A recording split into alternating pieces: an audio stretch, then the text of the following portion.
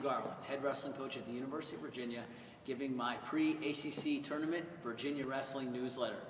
You'll see that we're in the wrestling room right now. It's kind of where I feel most at peace, so I figured we change it up and do it in here instead of the office. And I got a lot to throw at you today, so I'm excited. Bear with me. I'll try to get out as quickly and hopefully as effectively as possible. First, just want to run through quickly our lineup, our entrance into the ACC Championship. At 125, we have Nick Herman, who's going to be going for us. Nick Herman has really come on just in the last month. It started for him, I think, the Duke match when he got a major decision for us to kick off that dual meet for us, and then he was able to beat a really tough Dom Voorhees from Pitt, come from behind win, where he actually reversed that young man to his back at the end, and that kind of kicked off the rest of the year for us with him, and he continued to wrestle great against Chapel Hill, went out to Iowa and was one of the few bright spots of that trip and wrestled his heart out and face off out there, and came back and taken it from there. And even though he lost the match against NC State, that certainly wasn't from lack of throwing everything but the kitchen sink at the young man. So we're excited for his momentum going into the tournament. 33 is Georgie DiCamillo, one of our stars and most reliable, faithful guys on the team. He's the #1 seed. He's our lone #1 seed, and he knows he has his work cut out for him in this tournament. He's not taking anybody lightly. He knows that he has to bring it and fight for every point. And so just excited for you guys to see what Georgie can do at ACCs this year. Looking for his second ACC championship. At 141, we have Joe Spisak, who's back. He was hurt. He suffered a severe injury at the Southern Scuffle, as everybody knows, and now he's back in the lineup for us at 141. TJ Miller is going to be our entrant at 149 pounds.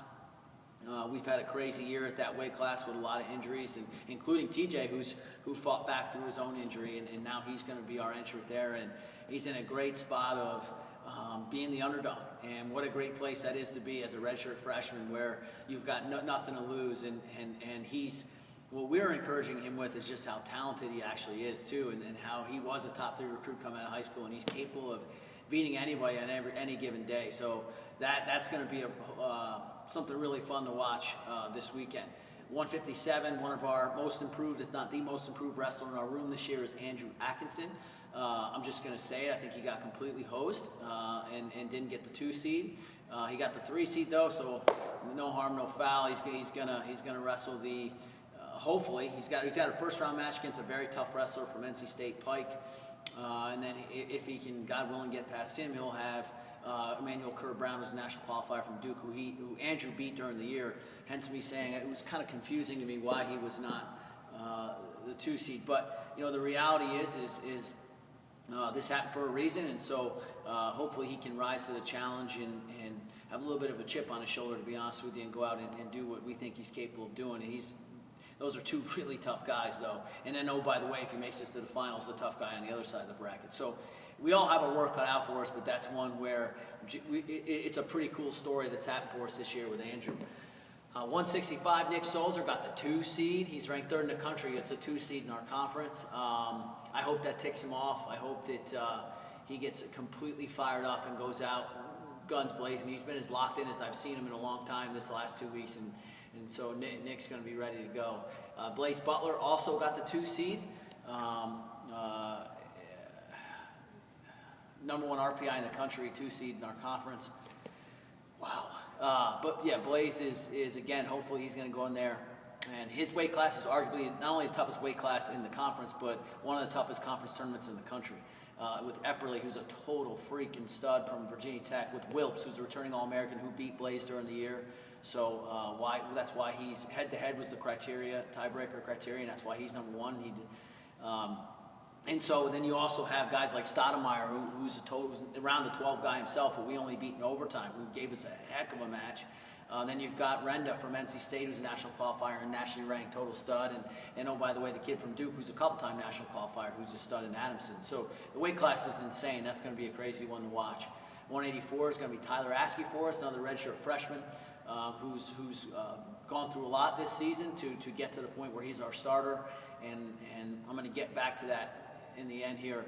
Zach Nye is a 2 seed at 197. And obviously we know Zach can beat anybody on any given day. And then at heavyweight, our entrant's going to be Pat Gillen. And that's probably a good segue. This is what I really wanted to talk to you guys about, is what I'm going to say to the team today, what I'm going to hopefully get an opportunity to talk to the alumni about who are up at ACCs the night before the tournament, and the little social that we're going to have. And what I just want everybody to know is that one of the things, the theme that kept going through my mind as I was praying the last 2 weeks is being faithful.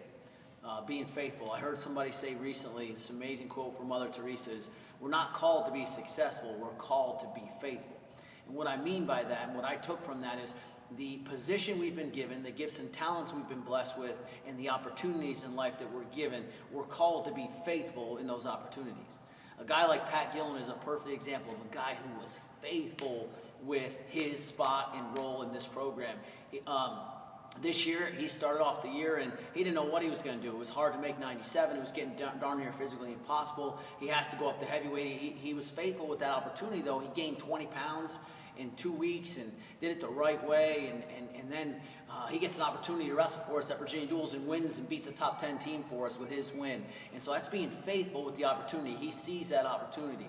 And so we rewarded him with the entry into this championship. And what I'm going to encourage guys like him and our entire team with is being faithful with the opportunity that's in front of you. Being faithful with the 3 things. One, that you're the entrant. You're the starter for the ACC championships for the University of Virginia wrestling team, and that matters. It matters, first of all, to your brother next to you who'd kill to be in your spot, who'd give his left foot to be in your spot to be wrestling.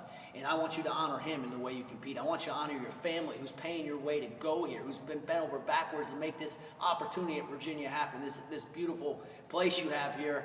I want you to honor them in the way you compete. And oh, by the way, your staff, the guys who invested and poured in you, I want you to honor us by the way you compete. I want you to be faithful with that role that you have, with that, that position that you have as the entrant for the University of Virginia. Number 2, be faithful with the gifts and talents you've been blessed with. You only know how good you are. You only know, ultimately, at the end of the day, what you're gifted with. It's up to you to max out on those gifts. When you're out there, don't fix on the win. Don't fix on the loss. Don't fix on, do I need to win it? How am I going to get to nationals? What you fix on is, I'm going to be the best I can be today. And when that happens, whether you win or whether you lose, there's more peace in that than anything.